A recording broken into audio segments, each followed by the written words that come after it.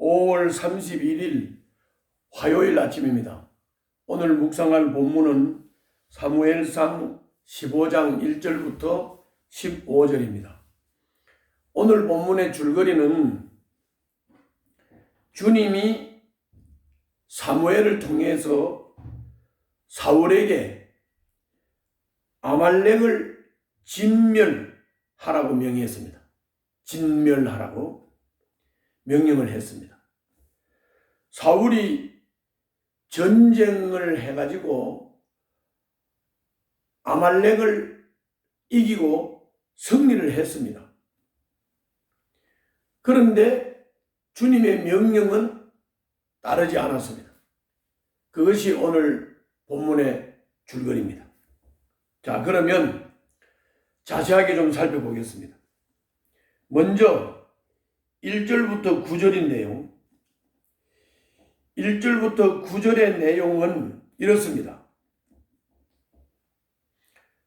사울에게 하나님께서 다시 기회를 준 겁니다. 지난번에 사무엘이 늦게 온다고 사울이 자기가 제사를 드렸단 말이죠. 그래서 하나님께서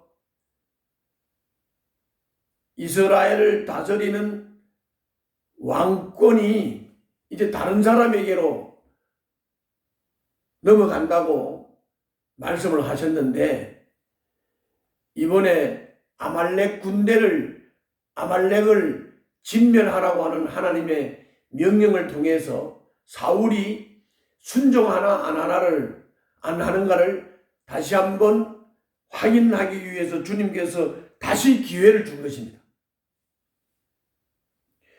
사무엘은 사울에게 이스라엘을 대적한 아말렉을 진멸하라고 주님의 명령을 전했습니다.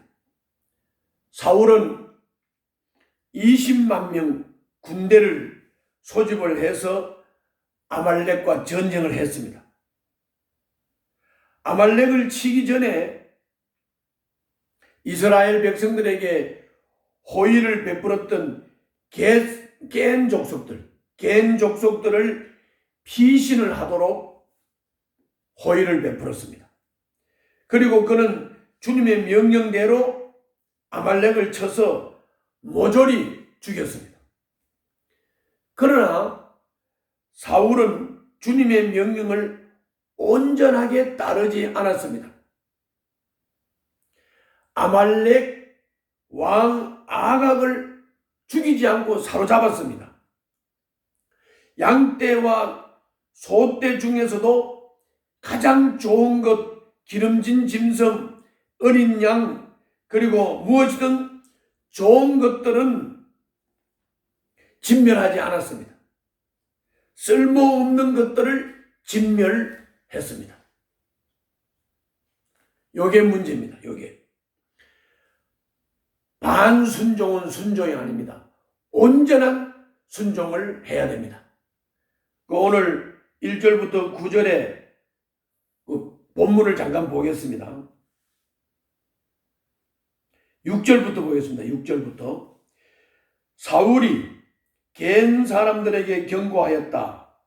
당신들은 어서 거기에서 떠나시오. 내가 아말렉 사람들을 칠 때에 당신들을 함께 치지 않도록 그들 가운데서 떠나시오. 당신들은 이스라엘 자손이 이집트에서 올라올 때에 그들에게 친절을 베푼 사람들이요.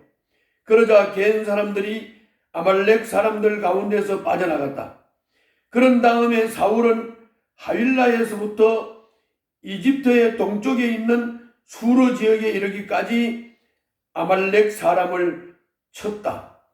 아말렉 왕 아각은 사로잡았고 나머지 백성은 모조리 칼로 쳐서 없애버렸다. 그러나 사울과 그의 군대는 아각뿐 아니라 양떼와 소떼 가운데서도 가장 좋은 것들과 가장 기름진 짐승들과 어린 양들과 좋은 것들은 무엇이든지 모두 아깝게 여겨 진멸하지 않고 진멸하지 않고 다만 쓸모없고 값없는 것들만 골라서 진멸하였다. 이런 문제를 일으켰습니다. 다시 기회를 줬지만 역시 사울은 순종의 사람이 아니었습니다. 교만의 사람이었습니다. 그 다음 10절부터 15절입니다. 10절부터 15절. 주님이 사무엘에게 사울을 왕으로 세운 것을 후회한다고 말씀하셨습니다. 사무엘은 괴로운 마음으로 밤새 부르짖은 후에 사울을 찾아갔습니다. 사울은 사무엘이 추궁하자 모든 일이 주님을 위해 한 일이라고 변명을 하면서 자기 행동을 합리화했습니다. 이것이 10절부터 15절입니다. 그 본문을 조금 보도록 하겠습니다. 10절부터 15절, 그 중에서도 14절부터 15절을 보겠습니다. 그러자 사무엘이 물었다. 나의 귀에 들리는 이 양떼의 소리와 내가 듣는 소떼의 소리는 무엇입니까? 사무엘이 오니까 사울이 아말렉을 주님의 명령대로 진멸을 했다고 자랑을 했습니다. 그래서 사무엘이 물은 겁니다. 나의 귀에 들리는 이 양떼의 소리와 내가 듣는 소떼의 소리는 무엇입니까? 사울이 대답하였다. 그것은 아말렉 사람에게서 빼앗은 것입니다. 우리 군인들이 예언자께서 섬기시는 주 하나님께 제물로 바치려고 양떼와 소떼 가운데서 가장 좋은 것들을 남겼다가 끌어왔습니다. 그러나 나머지 것들은 우리가 진멸을 하였습니다. 이 사울은 생각이 좀 다르지요. 진멸하라 그러면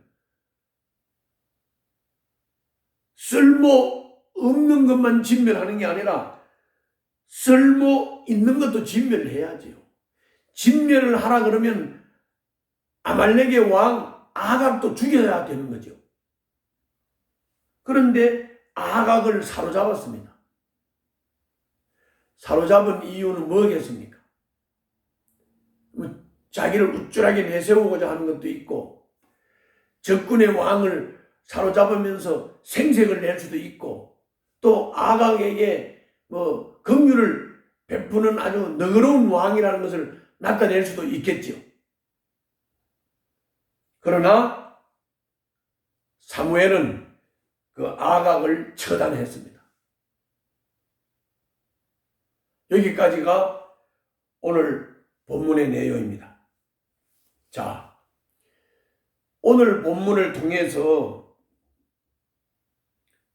하나님은 어떤 분입니까? 사울을 왕으로 세운 것을 후회하시는 하나님이십니다. 사울이 끝내 주님 뜻을 저버리고 이방의 왕처럼 행세했기 때문입니다. 그러나 하나님의 후회가 하나님의 실패를 의미하는 것은 아닙니다. 사울은 실패했지만 이스라엘을 위한 하나님의 뜻은 변함이 없고 반드시 이루어질 것입니다. 그러므로 하나님이 사울을 세운 것을 후회하셨다고 하는 이 의미를 하나님의 일은 실패하는 것이 아니고 하나님은 사울을